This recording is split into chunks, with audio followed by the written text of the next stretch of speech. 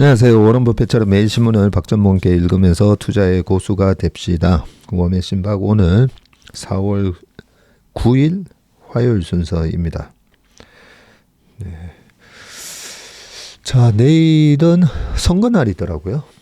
네, 내일 쉬는 날이라서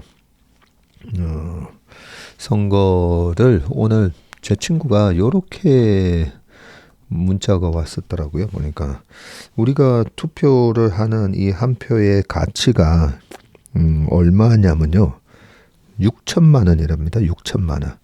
그걸 예산이 656조, 우리나라 1년 예산.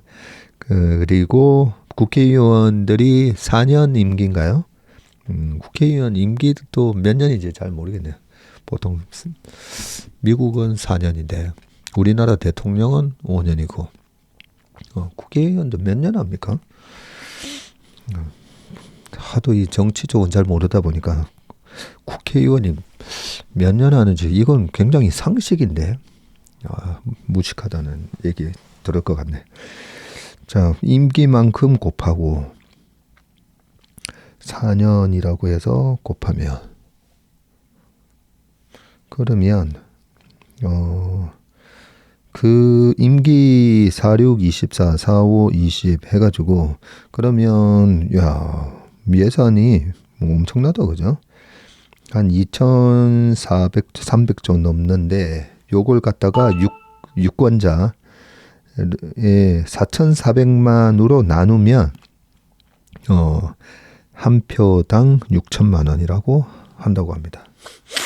유권자가 4,400만 명이나 되네요.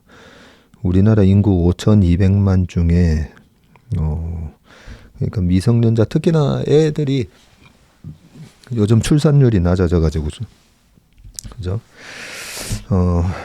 미성년자를 제외하고 나면 4,400만 명이 유권자이군요. 네. 이런 얘기하면 좀 뭐라 하실 수도 있는데 뭐라 하실 것 같아서 얘기는 안 하겠습니다. 네. 저도 투표는 합니다. 네, 투표합니다. 자, 그러면 기사로 바로 넘어가 보도록 하겠습니다. 자, 오늘 기사는요, 굉장히 중요한 얘기들이 많습니다. 오늘은 거의 자동차로 시작을 해가지고 이란 라마단 끝나면 전쟁할 수도 있다는 요 얘기에서 신사업 순환, 네이버는 웃고 또 겨박제, 카카오는 운다라고 돼 있는데 요 얘기까지 한번 쭉 가보도록 하겠습니다. 어제 인트로가 좀 잘려서 죄송합니다. 어제는 밸류업 엔진, 현대차, 기아 주가 재시동이라는 기사이고요. 첫 번째 기사는 현대자동차와 기아가 모처럼 급등을 했다. 실적과 밸류업, 신사업 기대감이 커지며 주가 반등에 시동을 걸었다는 분석도 나오는데 현대차가 지난 8일 어제죠. 3.1%, 기아는 3.33% 급등을 했다. 3%인데 급등했다고 하니까 좀 그렇긴 하네. 장 초반에는 상승률이 5%를 넘기도 했었었죠.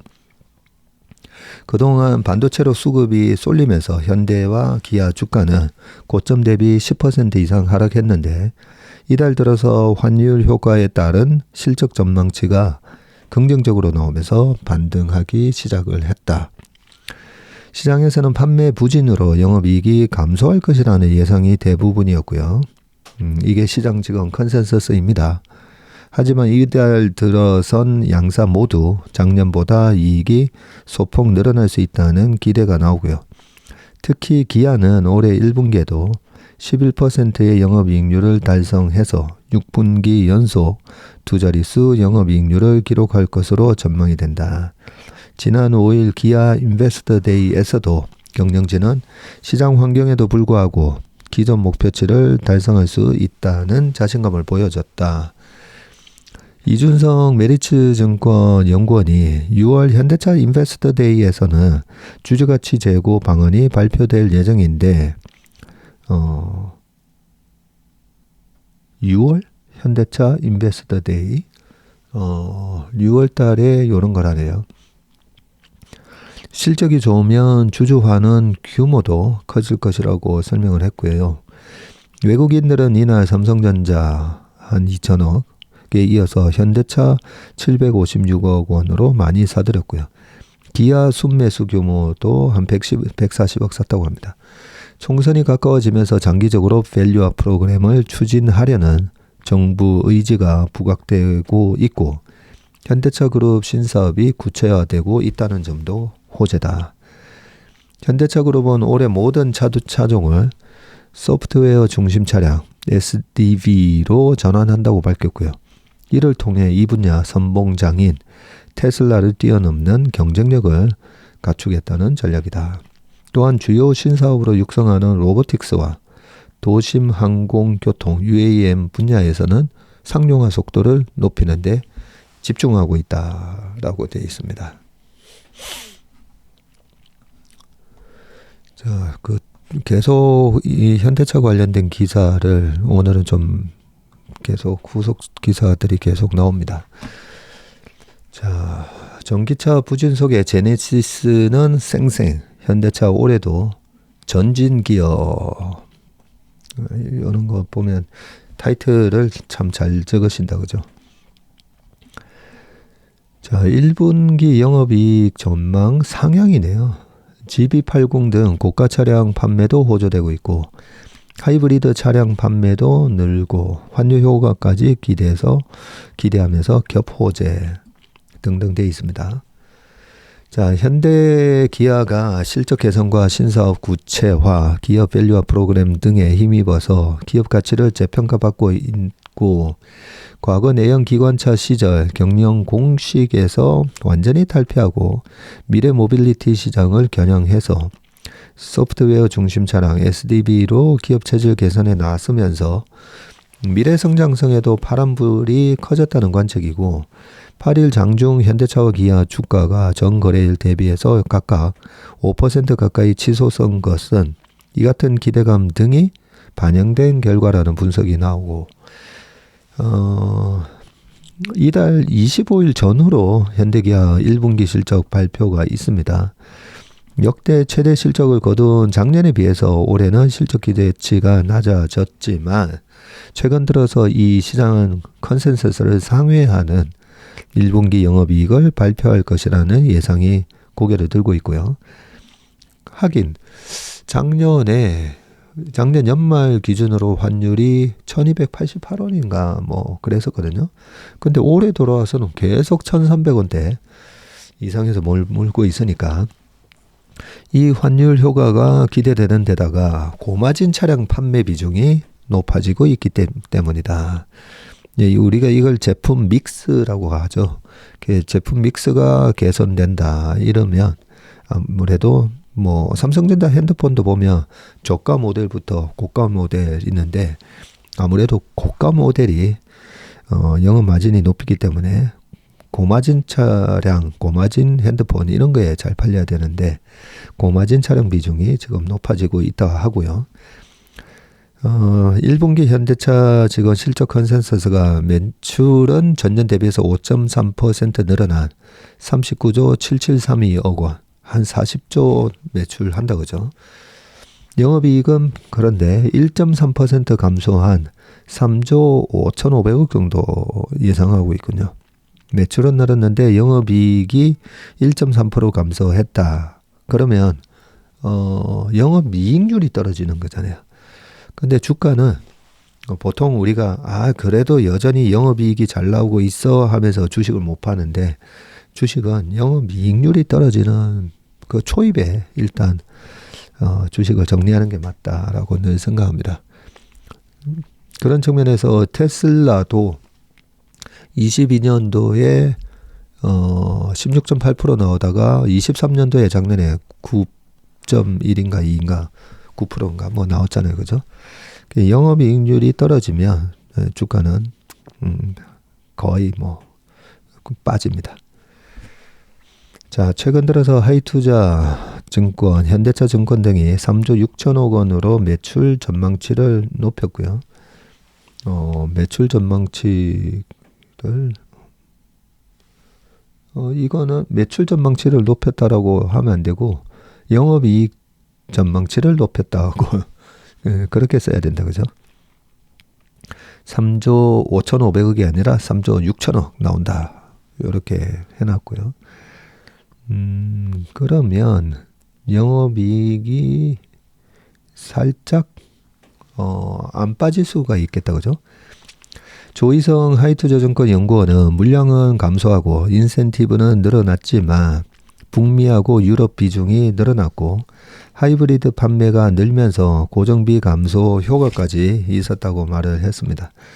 기아 실적 추정치도 상향 조정되고 있고 당초의 예상치는 1분기 매출에 24조 7천억 원, 전년 대비해서 4.4% 증가하고 영업이익 2조 7천억 원, 전년 대비 6.3% 감소했고요. 예상치가 그 정도 보고 있고요. 기아 실적입니다. 최근 영업이익 추정치가 2조 8천억대로 올라오고 있는 가운데 키움증권에서는 3조 원 나올 수도 있다. 그렇게 전망치를 크게 높였다고 합니다. 키움증권은. 예, 이랬을 때 키움증권의 자동차 애널리스트가 그동안에 리포트를 어떤 식으로 냈는지 쫙 보면서 보통 증권사 애널리스트 리포트 제일 뒷장에 보면 그동안의 이익 추정치, 목표 타겟 프라이스 추정을 어떻게 변경을 한 변경 내역이 나오는데 그런 걸 한번 보면서 이 사람은 너무 항상 공격적이야 아니면 이 사람은 거의 변곡점에서 거꾸로 늘 목표가를 수정을 해 뭐 이런 게 이제 눈에 보이거든요. 한번 찾아봤으면 좋겠네요. 네. 현대차는 충남 아산 공장의 가동 중단 영향으로 국내 출하가 감소했지만 대량 판매 모델인 이 대량 판매 모델을 볼륨 모델이라고 하네요. 산타페, 제네시스 GB80의 인기로 극복을 하면서 양호한 실적을 낼 것이라는 분석이네요. 기아는 1분기 설 연휴 등으로 인해서 영업 일수가 감소하며 국내 출하가 줄었지만 내수 감소분을 스포티지, 소렌토, 카니발 등 인기 레저용 차량 호조로 극복했다는 분석이고 증권가는 인센티브 증가와 판매량 감소에도 비싼 차 중심으로 판매 구조를 개선하고 우호적인 환율, 원재료비 하락 등의 영향으로 기아가 영업이익률 11%를 유지할 것으로 보고 있다라고 합니다. 야, 자동차 회사가 워낙 매출 볼륨이 크다 보니까 영업이익률을 11%로 유지만 하면 대단한 거죠. 엄청난 회사가 되는 겁니다. 연초 현대기아는 올해 744만 대라는 판매 목표치를 제시를 했고요. 현대가 세계 시장에서 424만 대, 기아가 320만 대를 판매하겠다는 것입니다. 주가도 보통 주가가 올라갈 때 항상 보면 기아가 좀 더 강하게 올라가죠. 424대 320인데 실질적으로 시가총액을 보면 현대차 또 EUV 뭐 이런 게 있잖아요. 그런 게 있고 와 현대 기아가 지금 시가총액이 붙었네요 거의. 현대차가 49조 4천억 해가지고 거의 50조 가까이 되고 기아가 44조 9천억 해가지고 45조 정도 되네요. 주가 차이는 10% 조금 넘네요. 거의 10%네요. 10%.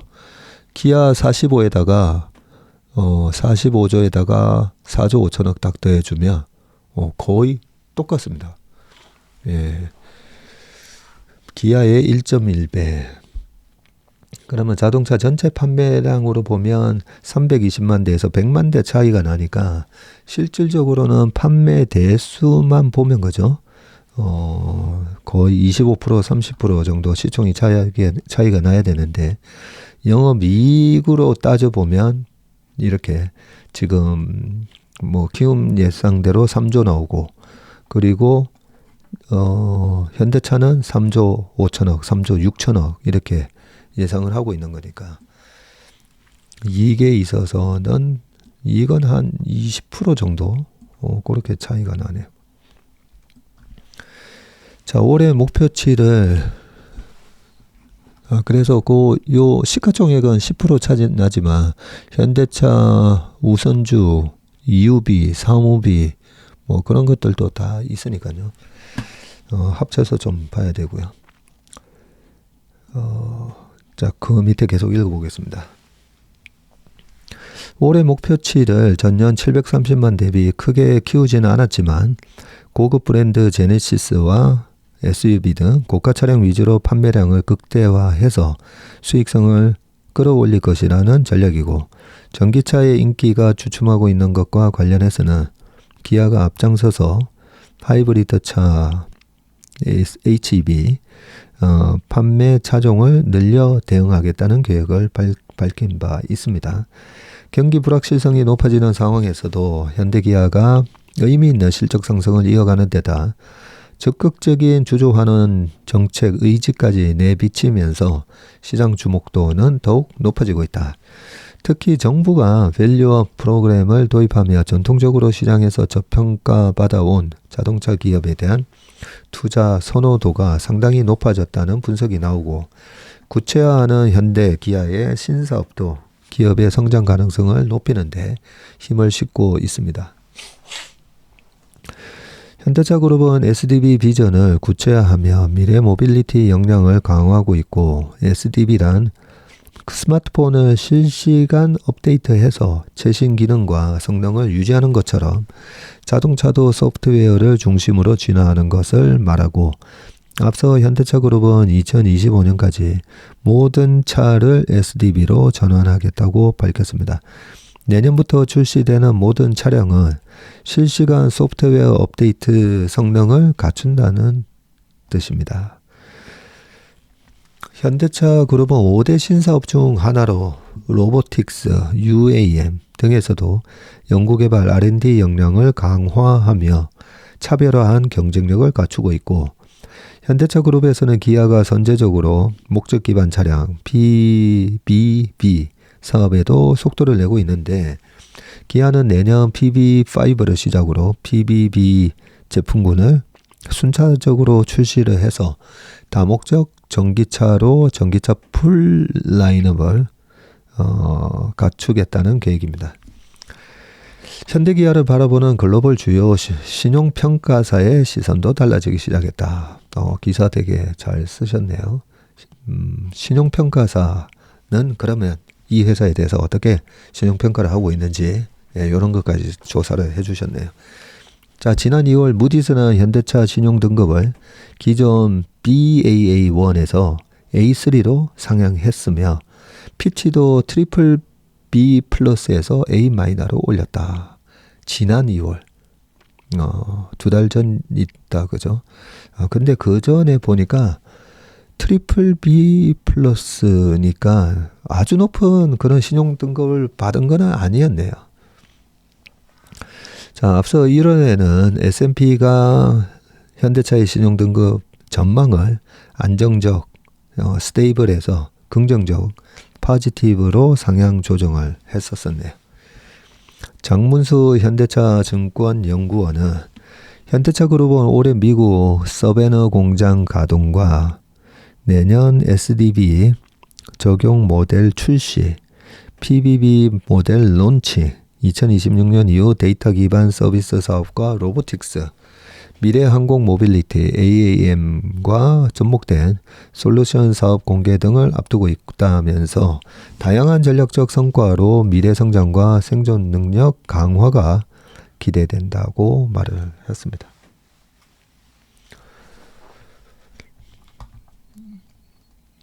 자, 그 다음은요. 테슬라 후진할 때 내연기관 명가 주가는 쑥. 이 펀더멘탈의 변화나 이 경쟁 구도의 변화에 따라서 주가가 움직이니까요. 한번 보겠습니다. 글로벌 자동차 업체 올해 주가 상승률. 와, 폭스바겐 31%나 올랐네요.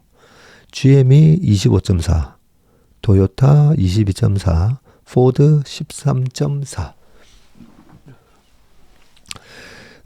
그런 거에 반해서 테슬라는 마이너스 28.2 이렇게 되어 있습니다. 그러면 우리 현대 기아차 주가는 얼마 올랐나요? 딱 연봉이 있으니까요. 연봉 차트 띄워놓고 딱 클릭하면 됩니다. 현대차 올해 들어와서 28.26%까지 갔다가 마이너스 11%, 연초 1월 달에 프로그램 매도 물량 나오면서 쭉 11.65까지 갔다가 플러스 28%까지 올랐었네요. 올랐다가 지금 12.78% 이러고 있고요. 자, 기아는 연초에 마이너스 14%까지 갔다가 플러스 31.7. 야, 31.7까지 올랐다가 그러면 마이너스 14에 사서 30에 85,000원에 사서 13만원 갔으니까 팔았다고 가정을 하면 야, 50% 넘는 수익률이었겠다, 그죠? 네, 그리고 지금은 플러스 8.7% 이러고 있네요. 작년에 기아차가 68% 올랐고요. 현대도 작년에는 35% 가까이 올랐습니다. 올라갈 때는 기아가 세게 올라갑니다.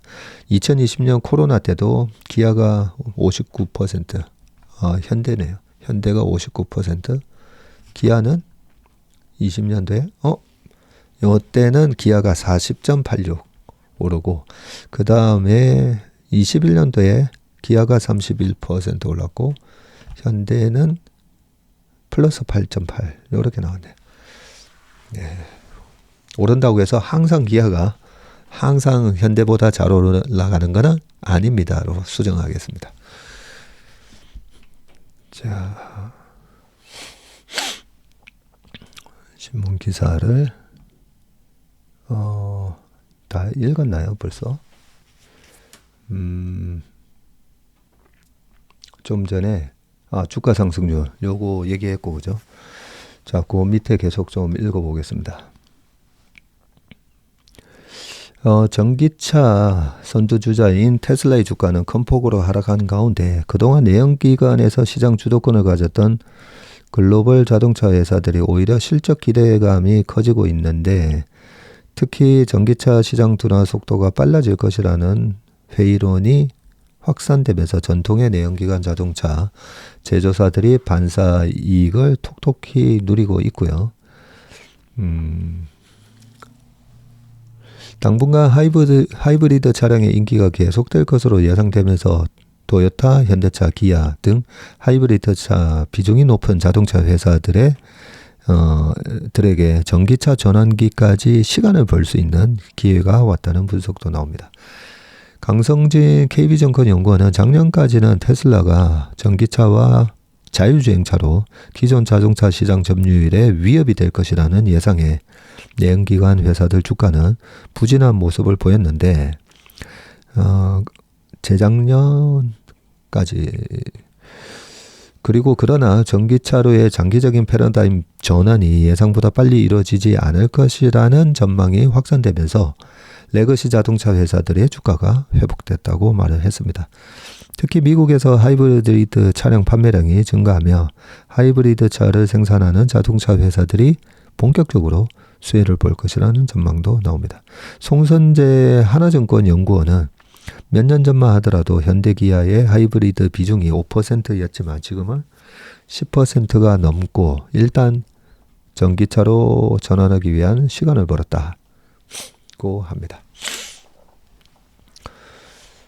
자, 이게 전기차로 가는 중간 단계인 건지 아니면 순수 전기차보다는 하이브리드가 훨씬 더 괜찮네. 뭐 중간에 막 전기 충전해야 되고 뭐 그런 거 없으니까 그냥 기름을 넣어도 되는데 뭐 일반적인 내연기관차는 연비에 따라서 그죠? 기름을 자주 넣어야 되는데 하이브리드 같은 경우만 하더라도 연비가 뭐 20km 이상 나오는 경우도 많잖아요. 그러다 보니까 아무래도 기름 넣어야 되는 그 시간도 빈도수도 좀 줄어들기도 할 거고 연비도 좋고 모르겠네요. 이 하이브리드가 대세로 가는 건지 이 중간 단계인 건지 네. 이쪽 부분은 잘 모르다 보니까 계속 읽어보겠습니다. 혹시 자동차 업계에 또 종사하시는 분이나 아니면 자동차 매니아 분들께서는 혹시나 좋은 아이디어 있으면 또 댓글 남겨주시길 바라겠습니다. 자, 그 다음은요. 자동차 얘기 한 번만 더 할게요. 요 인도 판매 현대차에는 인도 기업 배터리를 요 기사 보고 이런 얘기들을 좀 해보겠습니다. 현대 기아가 인도에서 판매하는 전용 전기차 모델에 현지 기업이 만든 배터리를 처음 탑재한다. 현지 기업이 만든 배터리가 있나 보네요. 적극적인 현지화 노력으로 인도 전동화 시장 확대를 노린다는 전략인데 현대기아는 8일 경기도 화성시 남양연구소에서 인도 배터리 전문기업 엑사이드 에너지와 인도 전용 EV 차량 배터리셀 현지화를 위한 전략적 업무 협약을 체결했고 이날 협약식에는 양의원 현대기아 R&D 본부장 그리고 김창환 전동화 에너지 솔루션 담당 전무를 비롯해서 만다르 V-5 엑사이드 에너지 최고 경영자 등 양측 관계자가 참석을 했습니다. 엑사이드 에너지는 인도에서 75년 이상 배터리 사업을 해온 75년 이상? 배터리 사업을 해온 인도 납산 배터리 시장 점유율 1위의 배터리 전문기업 엑사이드가 자동차용 배터리 사업에 진출하기 위해서 22년에 설립한 자회사이군요. 그러니까 옛날에 우리가 납축전지 하던 세방전지인가요? 뭐 그런 회사인 것 같다, 그죠? 자, 이러면 올해 말 전기차용 배터리 셀을 선행 양산할 계획이라고 합니다. 이번 협약은 성공적인 인도 전용 EV를 출시하기 위한 글로벌 파트너십인데 협약에는 현대기아 전용 배터리 셀의 개발과 생산, 그리고 EV, 그리고 하이브리드차 등 전동화 전반에 대한 파트너십 확대, 원가 경쟁력 확보를 위한 공동 협력 등이 담겨 있고요. 엑사이드 에너지는 최초로 양산될 예정인 LFP 배터리를 생산하네요. 리튬 인산철 LFP 배터리 셀을 개발 생산해서 현대 기아 인도 생산 거점에 공급을 한다. 엑사이드 에너지 배터리 셀은 향후 출시될 인도 시장 전용 EV에 탑재된다. 이 모델은 현지 생산 배터리가 탑재되는 최초의 전기차가 될 것이다. 현대기아는 인도에서 처음 생산되는 차량용 배터리 품질을 확보하기 위해서 개발부터 양산까지 전 단계에서 엑사이드 에너지와 협력을 하고요. 현대기아는 전기차 원가의 상당 부분을 차지하는 배터리 현지화를 통해서 가성비가 중요한 인도 시장에서 가격 경쟁력을 확보할 방침이고요. 이후 HV 배터리로까지 영역을 넓혀서 현지 전동화 시장을 선점하고 배터리 공급망 다변화, 안정화도 꾀할 것으로 보고 있다.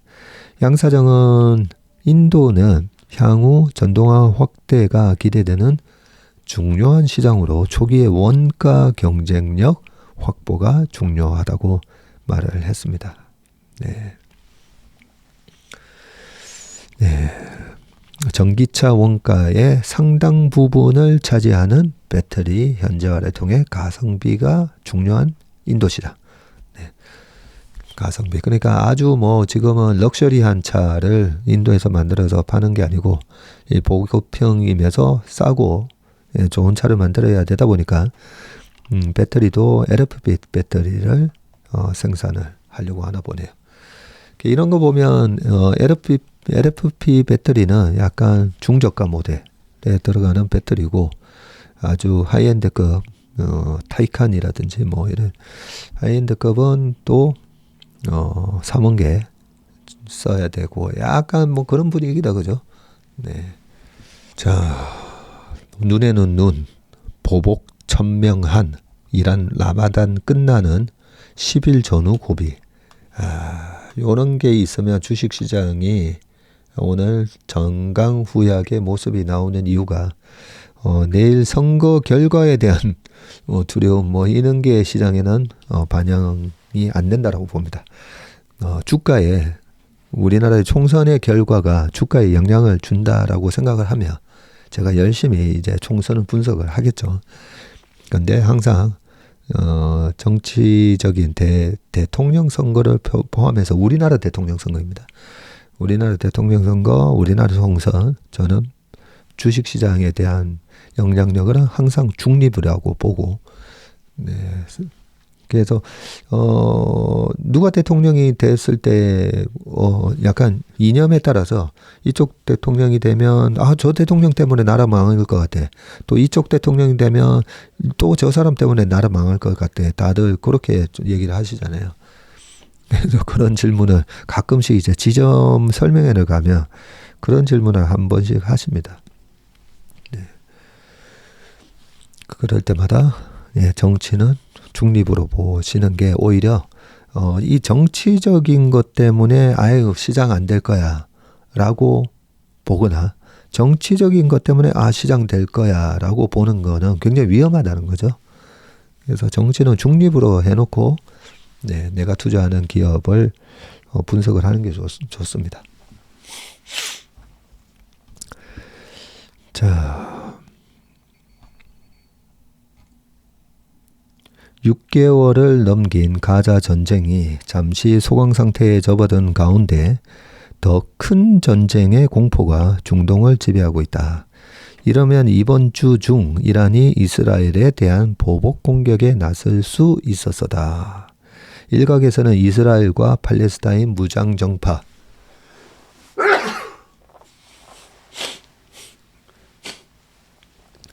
하마스 사이 휴전 타결 여부가 시한폭탄을 멈출 수 있는 길이라는 분석이 제기되고 있고요.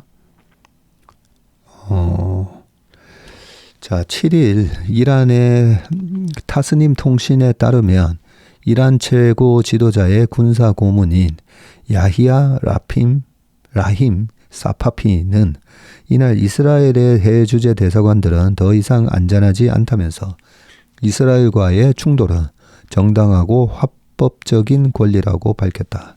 지난 1일 주시리아 이란 영사관이 이스라엘로부터 공격받은 직후 공언한 보복의 방식이 어느 정도 윤곽을 드러냈다는 해석이 나온다. 명분은 이슬람 경전 쿠란에 기반한 율법 샤리아에 명시되어 있는 키사스 원칙이다. 이란은 눈에는 눈, 이에는 이로 요약되는 키사스 원칙에 충실한 편이다. 이슬람 경전 쿠란에 기반한 율법 샤리아에 명시되어 있는 키사스 원칙. 이거는 우리가 초등학교 때 배운 거 아닙니까? 함무라비 법전.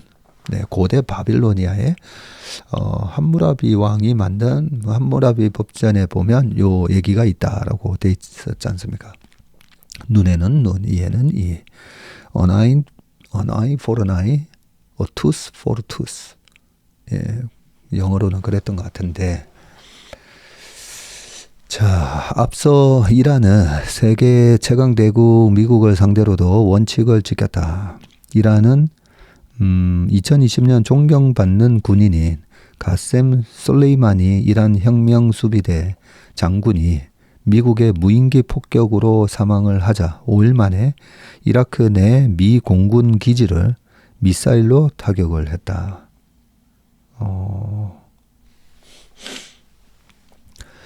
2020년에 이런 일이 있었나 보네요. 네, 영국 정보기관 M16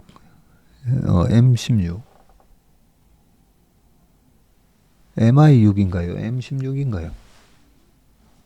네, 미 정보기관. 미 정보기관 하면 007 시리즈가 자꾸만 생각나서 거기서 미스 M 아니었습니까? 그 M.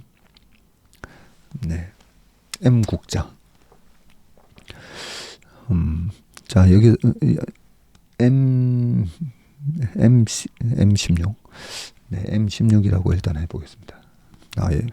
자, 국장을 지낸 존 사워스는 파이낸셜 타임즈에 보낸 기고를 통해서 해외에 있는 이스라엘 외교 공간들이 다양한 방식으로 공격을 받을 수 있다고 경고를 했고요. 그는 1992년 주 아르헨티나 이스라엘 대사관에서 발생한 차량 폭탄 공격을 언급을 했었다고 합니다. 92년도에 또 이런 테러가 있었네요. 이스라엘 내부 직접 타격 가능성도 거론이 되고 있고요. 공교롭게도 이란 반관영 이스나 통신은 이날 이스라엘을 직접 타격할 수 있는 사거리를 보유한 미사일 9종에 관한 그래픽 기사를 또 내보냈고요. 이란이 직접 나서지 않고 레바논의 무장정파 헤즈볼라를 동원해서 이스라엘 북부에서 대규모 공세에 나설 수 있다는 분석도 나오고 있네요. 자, 실제 이스라엘은 특히 헤즈볼라의 움직임에 신경을 곤두세우고 있는데 이스라엘군은 이날 성명을 통해서 레바논과의 접경 지대 인근에 주둔하는 병력을 늘렸다고 밝혔고요. 이스라엘도 보복 가능성을 높게 보고 대비하고 있다. 요아브 갈란트 이스라엘 국방부 장관은 이날 이스라엘군 참모진과 상황평가 회의를 마친 후에 이스라엘은 이란을 상대로 어떠한 상황에도 대응할 준비를 마쳤다고 말을 했습니다. 헤르지 할레비 이스라엘군 참모총장은 이스라엘은 이미 다면전을 치르고 있다면서 공격과 방어 두 측면에서 모두 이란에 대응할 준비가 돼 있다고 말을 했네요. 미국은 이란의 공격을 기정사실로 받아들이고 물밑에서 이란을 설득하고 있는 모양새다. 자, 8일 이스라엘 매체 예루살렘 포스트는 이란 현지 매체 등을 인용해서 이란이 가자지구 휴전이 성사되면 이스라엘에 대한 보복을 자제하겠다고 미국에 알렸고요. 양국 간 대화 채널이 가동되고 있다는 의미라고 합니다. 매체에 따르면 오는 11월 대선을 앞둔 조 바이든 미국 대통령과 행정부는 이번 갈등을 중재하는 데 성공해서 외교적 성과를 올리는 게 목표고 이란으로서도 이스라엘과 미국을 동시에 상대하기에는 부담스럽다. 실제 이란은 이번 이스라엘 하마스 전쟁에서 다소 소극적인 모습을 보여왔죠. 일부 전문가들은 이스라엘이 이 같은 이란의 태도를 근거로 이란 영사관 공격을 단행했다고 보는데 이런 상황에서 가자 전쟁 휴전이 타결이 되면 이란에도 보복 공언을 철회할 수 있는 명분이 될 수 있다고 하고요.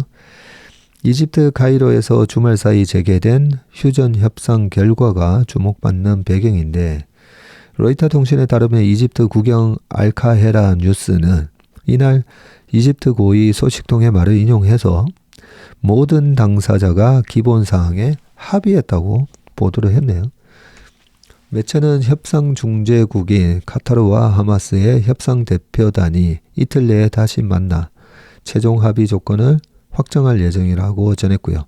이스라엘 매체 채널 12에 따르면 이스라엘 협상 대표단 소속 관리는 7일 이번에는 다르다며 수개월 만에 협상 타결이 가장 가까운 상황이다고 또 말을 했네요. 한편 이란의 공격 개시 시점으로는 이슬람의 금식 성월인 라마단 기간 중에 도래하는 권능의 밤이 거론이 되는데 권능의 밤은 라마단의 27번째 밤으로 이번에는 10일 전후라고 합니다.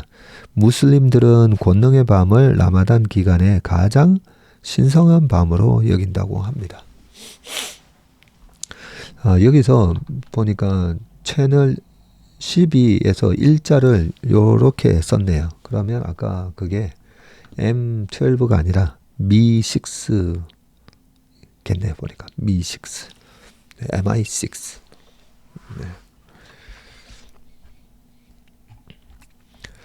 자, 그러면 요 전쟁은 요렇게 날 수도 있다라고 하는데, 지금 참 이 기사를 잘 읽어봤다고 생각이 드는 게, 미국은 지금 이란의 공격을 기정사실로 받아들이고 있다라고 아까 기사에 살짝 나왔잖아요.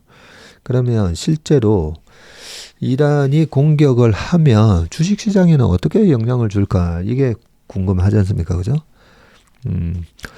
그래서 우리가 과거의 역사에서 배워야 되는데요.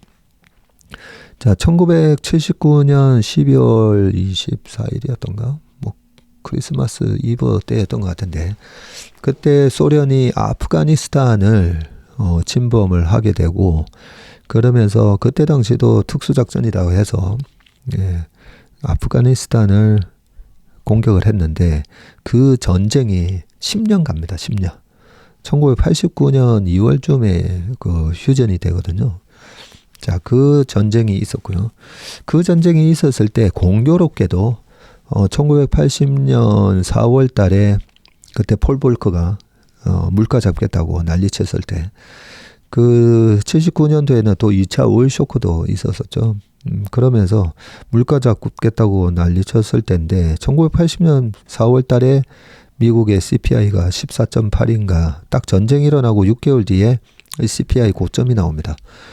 이번에도 잘 생각해 보시면 2022년 재작년 2월 24일 날 러시아가 우크라이나를 침범하면서 전쟁이 일어났고, 그러고 나서 4, 5, 6월 2월 달에 전쟁이 일어났는데 6월 달에 CPI가 9.1인가 고점이 나왔었죠. 4개월 뒤네요. 아무튼 전쟁 이후에 CPI가 고점이 나오긴 하는데, 그러고 나서 그러면 주가는 어떻게 됐는가 보면 1980년에 주가는 S&P 500이 25% 가까이 올랐어요. 25%.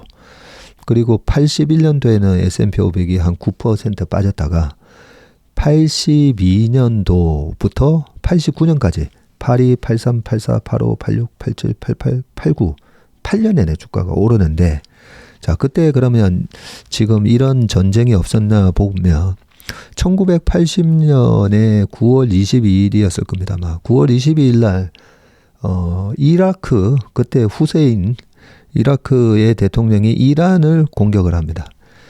그러면서 이란, 이라크, 아니 쟤네들 같은 무슬림끼리, 이슬람 국가끼리 왜 전쟁을 했지? 네, 그게 바로 우리가 잘 아는 수니파와 시아파의 또 이게 전쟁인데, 그 전쟁은 그러면 아주 가벼운 전쟁이었냐? 그 80년 9월 22일 날 그 침범을 했던 그 전쟁이 그 8년 갑니다. 8년. 그래서 8년 전쟁이라고도 하거든요.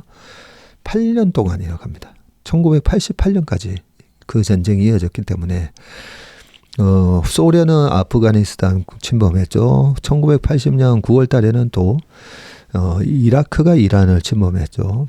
뭐 그것뿐만 아니라 1990년 사막에 폭풍했었던, 그때 이라크가 쿠웨이트 침전했다가 91년 2월 달인가에 사막에 폭풍 작전하면서 또 전쟁이 있었고, 그런 일이 있었을 때 우리가 언론 뉴스나 이런 거 보면 굉장히, 언론은 시청률이니까요, 그 전쟁에 대한 부분은 굉장히 자세하게 막 이렇게 보도를 할 겁니다. 보도를 할 건데 투자는 냉철하게 하셔야 된다는 거고요. 설사 이란의 공격이 있다고 해서, 그런 전쟁이 있을 때마다 지난 10월 달에도 그랬잖아요. 이스라엘 하마스 분쟁이 딱 생기니까, 그런 거 생기면 항상 제5차 중동 전쟁이 시작됐다, 뭐 이런 얘기가 나올 수가 있기 때문에 전쟁이 안 났으면 좋겠지만, 만약에 났다고 하더라도 지난 10월에도 우리가 경험을 했지만 이 이란의 이스라엘 공격이 주식시장에 아주 큰 하나의 회색 코뿔소로 작동을 하지는 않을 거다라는 생각을 말씀드립니다. 45분이네요. 자, 마지막 요 하나 읽고 끝내겠습니다. 신사업 순항 네이버 웃고 기업악재 카카오 울고.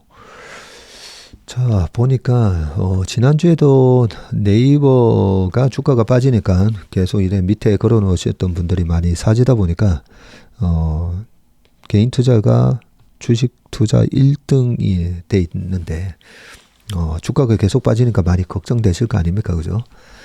그럴 때일수록 이 신문 기사를 통해서 이 펀더멘탈은 어느 방향으로 가고 있는지, 주가라는 강아지는 밑으로 빠지고 있는데 이 펀더멘탈의 그 주인은 어느 방향으로 가고 있는지 신문 기사를 통해서 계속 체크를 해야 됩니다.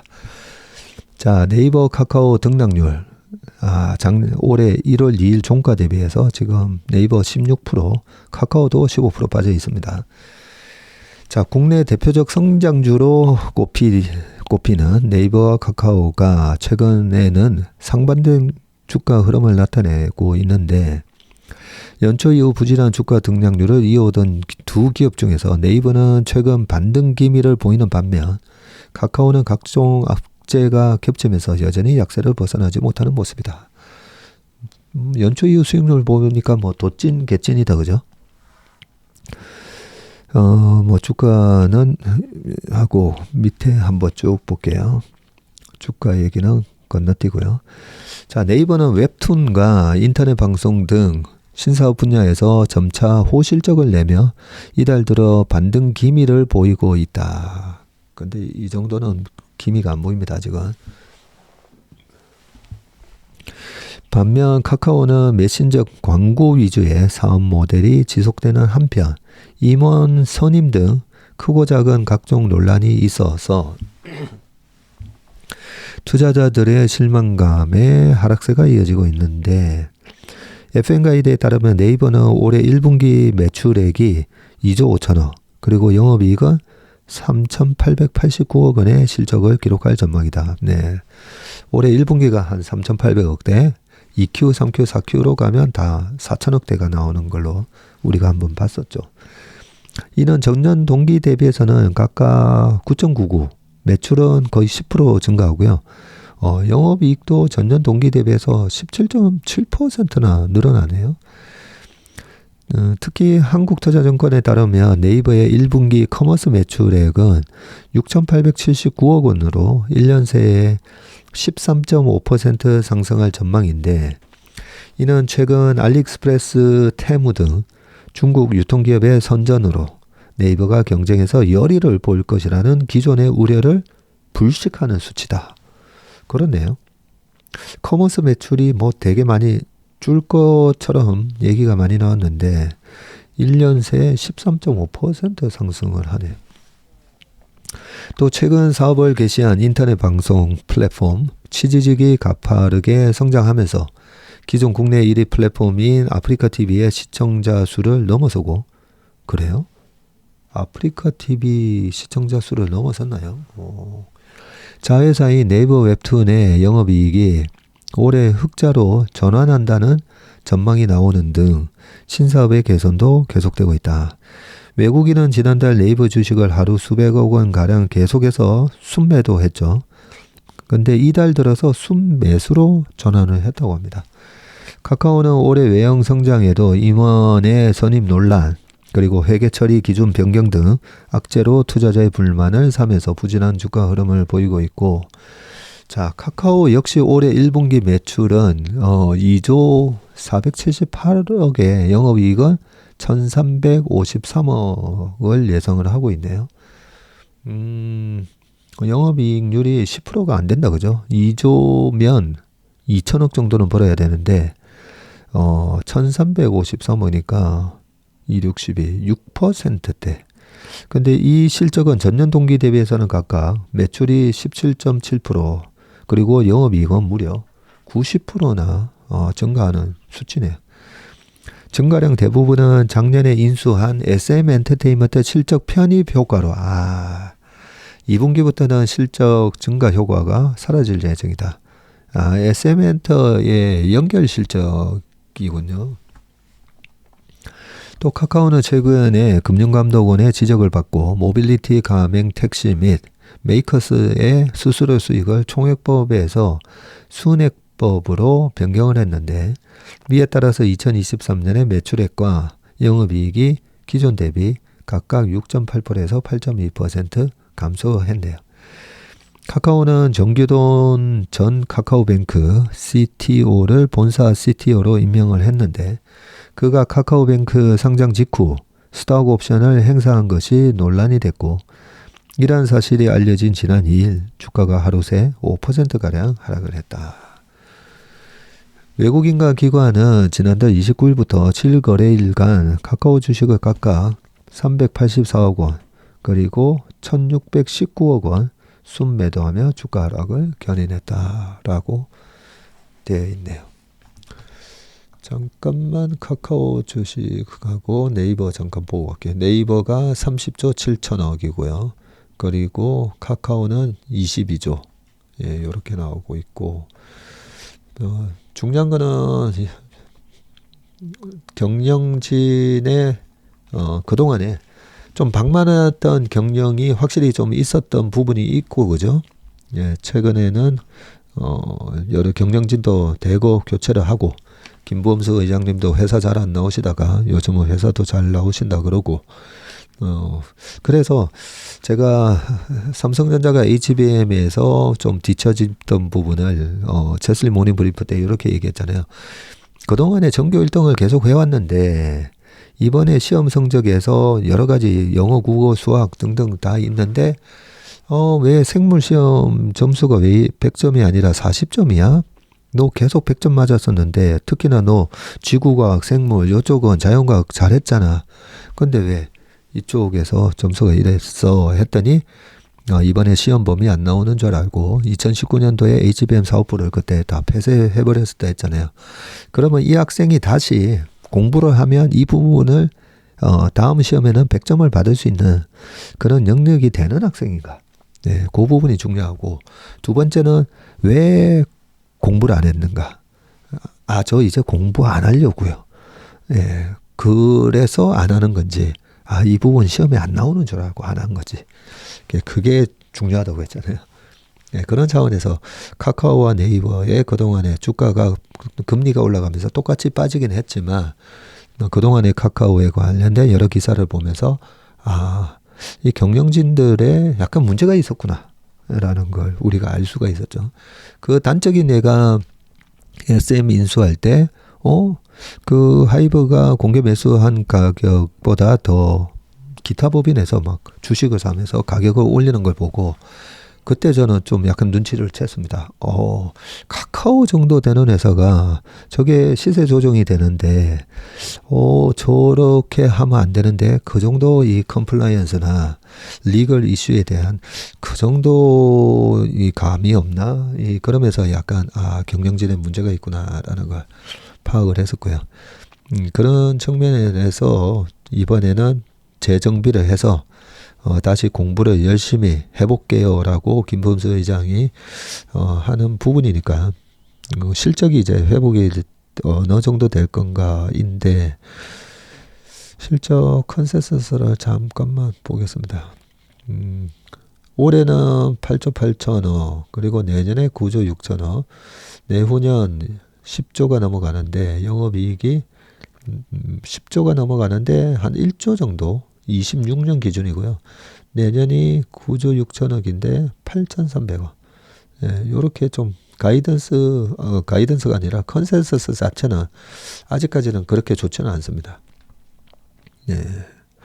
그리고 작년에 4,600억이 나왔고요.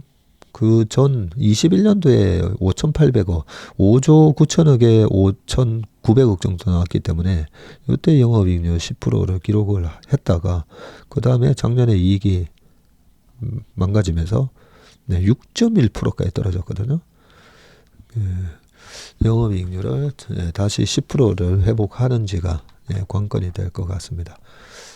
네이버는 그러면 영업이익률이 어떻게 되느냐? 2019년도에 26.5, 20년에 22.9, 그리고 21년에 19.4, 그리고 22년에 15.8, 그리고 작년에 15.4 찍었다가 이번 올해는 16.08, 내년에 16.6, 내후년에 17%, 이렇게 될 것으로 전망이 되고 있으니까 지난번에 기록했던 한 20%까지 쭉 올라오면 좋을 것 같은데, 그죠? 영업이익률의 그 수치랑 확실하게 카카오랑은 좀 많은 차이가 나긴 나네요. 네, 오늘 웜의 신박은 여기까지 하겠습니다. 내일 건강하고 행복한 휴일 되시고요. 네, 선거 잘 하시고 저는 목요일 날 다시 찾아뵙겠습니다. 고맙습니다.